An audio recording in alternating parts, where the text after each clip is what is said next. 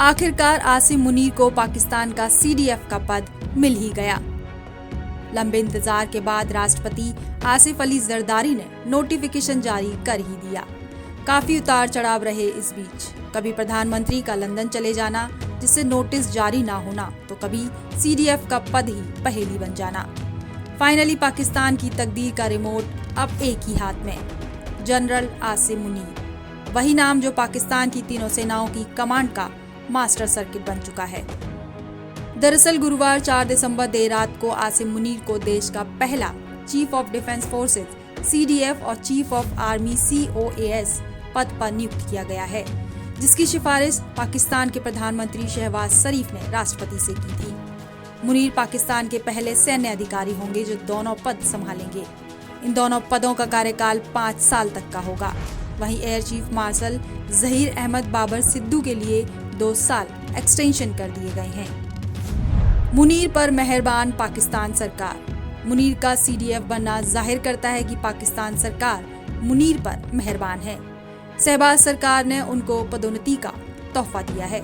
29 नवंबर 2022 में मुनीर को सेना प्रमुख नियुक्त किया गया था, जो कि 28 नवंबर 2025 में खत्म हो गया था। उनका यह पद तीनों सेनाओं के बीच तालमेल रखेगा। लेकिन आसिम मुनीर को मिले इस पद को कई विश्लेषक संदेह की निगाह से देख रहे हैं। उनका मानना है कि पाकिस्तान सेना को सपने दिखाकर और नेताओं पर जबरियत दबाव बनाकर ये पद हासिल किया है।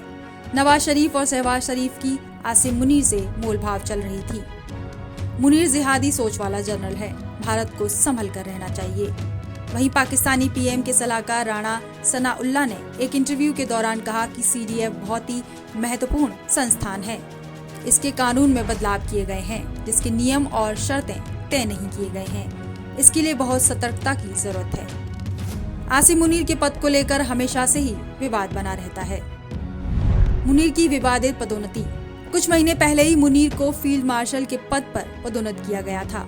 अटकलें लगने लगी कि उन्होंने पाकिस्तान में झूठा प्रचार किया कि पाक ने भारत पर जीत दर्ज की है। इसके बाद भी पीएम शहबाज ने उन्हें फील्ड मार्शल बना दिया। उसी समय से मुनीर एक तरीके से पाकिस्तान के अनौपचारिक राजा बने हुए हैं। आसिम मुनीर हाल ही में सीडीएफ और COAS पद पर पदोन्नत हुए हैं। एक तरफ पाकिस्तान के राष्ट्रपति मुनीर को बधाई दे रहे थे, वहीं आलोचकों का कहना है कि पाकिस्तान की सेना दुनिया को हंसाने का काम कर रही है। पीटीआई भी कड़ी आलोचना करने में जुट गई है। पीटीआई का कहना है कि इतने व्यापक अधिकार और सुरक्षा देना लोकतंत्र के ढांचे को कमजोर कर रहा है। बता दें कि आसिम मुनीर को मिले इस पद को लेकर शुरू से ही बवाल मचा हुआ था।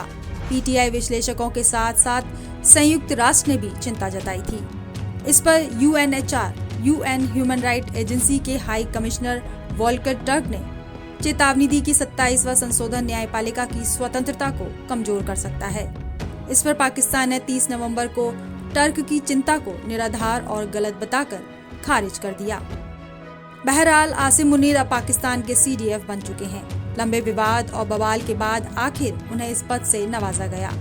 अब तीनों सेनाओं पर कमांड करेंगे आसिम मुनीर। क्या आसिम मुनीर पाकिस्तानियों का भरोसा और पाकिस्तानी सेना में शानदार प्रदर्शन को कायम रख सकेंगे? ये देखने वाली बात होगी। Bureau report, Punjab Kesari TV. हमसे जुड़े रहने के लिए हमारे YouTube चैनल को सब्सक्राइब करें और नई वीडियो की नोटिफिकेशन के लिए बेल आइकॉन को दबाएं।